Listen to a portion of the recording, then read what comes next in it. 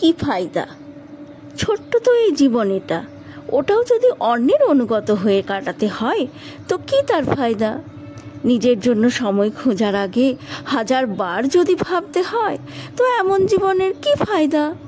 ধনী হয়ে যদি গরিবের মতোই ভাবতে হয় তো এমন সম্পত্তির কি আর ফায়দা?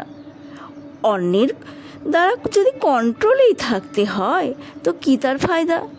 যে সজ্জন খোলকে হাসাতে না পারে তো কি ওর ফায়দা?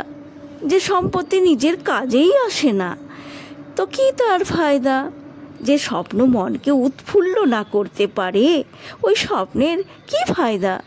যার কাঁধে মাথা রেখে কাঁদতে না পারি তার মতো সুজনের কি ফায়দা? বয়স বয়ে যেতে সময় লাগে না, সময়কে সুকাজে লাগানোই তো আসল ফায়দা।